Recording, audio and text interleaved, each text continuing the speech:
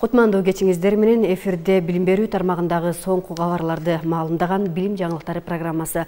Аны алып барып студияда мен Жылдыз Капарова. Алгач бүгүнкү чыгарылыштын кыскача мазмуну менен таанышып алыңыздар. Ошто диний билим берген 21 медресе санитардык эпидемиологиялык нормалардын жана өрт коопсуздугунун талаптарын сактабагандыгы үчүн убактылуу жабылды. Мектептер 1 сентябрга даярбы? Мугалимдер өз колу менен жасаган ремонт иштеринин сапаты кандай болууда?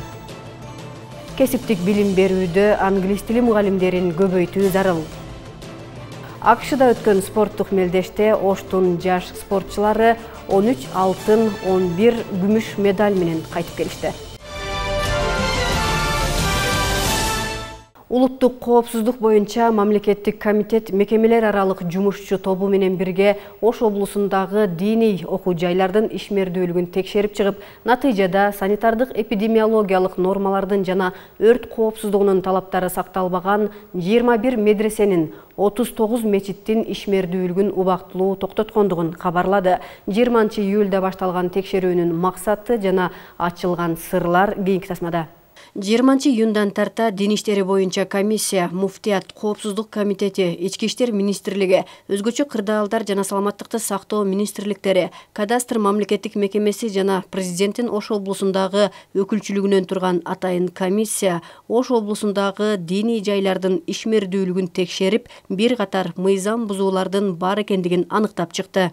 Атайын комиссиялык текшерүүнүн натыйжасында архитектуралык курулуш, санитардык эпидемиологиялык нормалардын жана өрт коопсуздугунун талаптарын бузган 48 мечитке, 40 диний окуу жайга карата талаптар, актылар түзүлүп, көрсөтмөлөр берилди. 15 факты боюнча материалдар бузуулар жөнүндө бирдиктүү реестрге катталды. 7 материал автоматташтырылган маалымат системасына каттоого алынды. 39 мечиттин жана 21 диний окуу жайдын ишмердүүлүгү убактылуу токтотулду. 39 диний жана сыйынуу жайларына айып пул салынды. Христиандык багыттагы 18 диний объектинин иши текшерилди. Белгиленген архитектуралык курулуш нормаларын бузуу менен курулгандыгы үчүн 39 мечит каттоого алынбай турганы жана тиешелүү документтери жок экени аныкталды.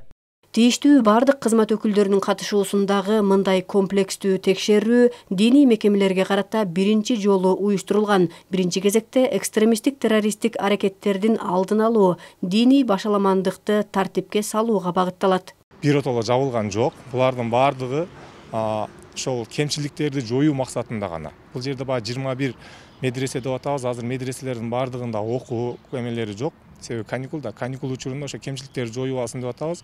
Ошол медреселердин көпчүлүгү биз ушу комиссия барган учурда рахматчылыгын айтты да, ыраазычылыгын билдиришти. Наоборот, бизге ушул нерселерди билбей жүрдүк элек.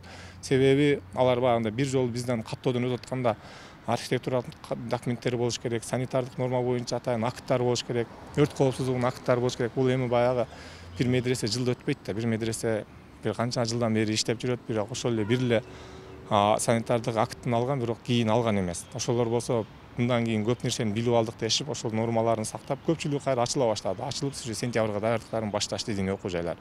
Кыргызстан дин тутуу эркиндигин карманган өлкө. Муфтияттын макулдугу менен каалаган тараптар медресе ачып, диний билим бере алат. Аларга билим берүү жана илим министрлиги да кирише албайт. Медреселердин ишмердүүлүгүн мамлекеттик дин комиссиясы бир жылда бир текшерүүгө аларын айтат.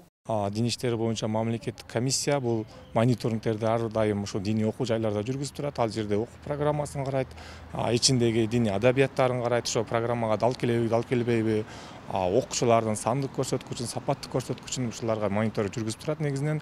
Комиссиялык текшерүү юридикалык кеңеш берүү менен коштолууда. Демилге өлкө боюнча кулаш жайып, ар бир чакан мечит, медресе, диний уюмдардын ишмердүүлүгү тартипке салынат. Эске сала кетсек, өлкөдө 3,5 миң диний уюм каттоодон өткөн. 100дөй медресе, 10 ислам институту бар. Ошол эле учурда 21 диний уюмдун ишмердүүлүгүнө тыюу салынган.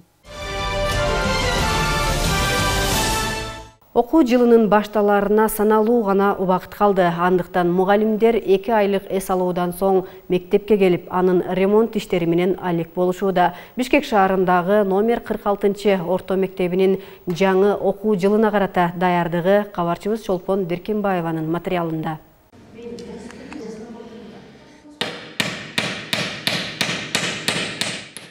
Бишкек шаарындагы номер 46 орто мектебинин технология сабагынын мугалими Аманбек Молдоканов устачылык өнөрдү жакшы билет. Андыктан өзү иштеген мектебиндеги ремонттолчу айрым буюм тайымдарды өзү оңдоп калыбына келтирип жаткан кези.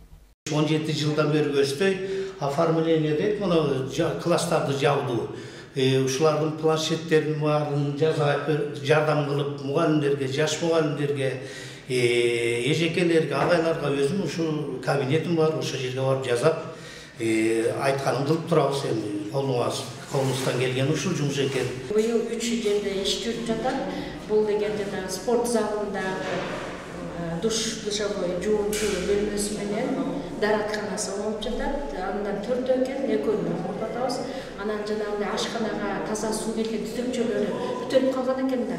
Ошону да алмаштыруусу болуп атат. Учурда аталган мектептин мугалимдери жапа-тырмак киришип, мектептин имаратын актап, сырдап, толук ремонттон өткөрүп жатышат. Мугалимдердин айтымында, окуучулар билим алып жаткан мектеп уясы таза болуп, балдарга жагымдуу маанай тартуулап туруусу шарт. Эмгек өргүсүнөн кийин мектепке келип, мынакей өзүңүздөр күбө болатсыздар. Тек персоналдар жетишпегендиктен биз аларга жардам берип, ремонт ишинде иштеп атабыз. Актап, сырдап, жууп, тазалап, мектепке балдар келгенче даяр болуп калсын деп бардык жумуштарга колубуздан келген жардамыбызды мугалимдер берип атабыз. Билим берүүдөн сырткары ошол каникулга, отпускабыз бүткөндөн кийин ушинтип сырдамай болот. Сырдагандан кийин, ал сырдыбыз бүткөндөн кийин план жазып даярданабыз сентябрга. Быйыл мамлекет тарабынан мектептин ремонт иштерине 300 000 сом бөлүнгөн. Бул акчага ремонтко керектүү каражаттар алынган. Мындан сырткары жылуулук берүүчү түтүкчөлөрү оңдолуп, эски мектептин жыртык тешиктерин бүтөөгө жумшалган. Чолпон Деркенбаева, Калия Карыбекова, Бекболот Тогдурбеков, Билим жаңылыктары, Бишкек. Президентке караштуу номер 99 маалыматтык технологиялар кесиптик лицейинин көзөмөлчүлүк кеңешинин курамына кирүүгө арыздарды кабыл алуу башталгандыгын министрлик кабарлады. Ошондой эле Билим берүү жана илим министрлигине караштуу Республикалык илимий методикалык борборунун көзөмөлчүлүк кеңешинин курамына кирүүгө арыздарды кабыл алуу жүрүп жатат. Кече 8 августта башталган кесиптик билим берүүнүн көйгөйлөрү жана перспективалары жөнүндө Билим берүү жана илим министрлигинин көчмө коллегиясы болуп өттү. Жыйынга министр Каныбек Иманалиев баштаган тийиштүү кызмат өкүлдөрү, лицей директорлору жана жогорку окуу жайлардын ректорлору катышып, башталгыч билим берүүнүн сапатын жакшыртууга сунуштар айтылды. Тагыраагы башталгыч кесиптик билим берүүнүн көйгөйлөрү жана перспективалары кесиптик лицейлердин имараттарын жана курулмаларын инвентаризациялоо жөнүндө презентация жасалган. Отурумдун жыйынтыгында англис тилин окутууну күчөтүү, билим берүүнүн дистанттык формаларын өнүктүрүү, санариптештирүү, иш берүүчүлөр менен иштешүү, эл аралык эмгек рыногунда суроо талапка ээ боло турган адистерди даярдоого багыт алуу макулдашылды. Жайкы эс алуу учурунда мектеп окуучуларынан түзүлгөн жаш спортчулар Америка Кошмо Штатында өткөн эл аралык турнирге катышып, байгелүү орундарга ээ болуп кайтышты. 50дөн ашык мамлекеттен мыкты делген спортчулар катышкан мелдештен биздин спортчулар 13 алтын, 11 күмүш медальга ээ болушкан. Мекенине жеңиш менен келген чемпиондорду аэропорттон тосуп алууга биздин оперативдүү топтагы катышып келди. Кененирээк кийинки материалда.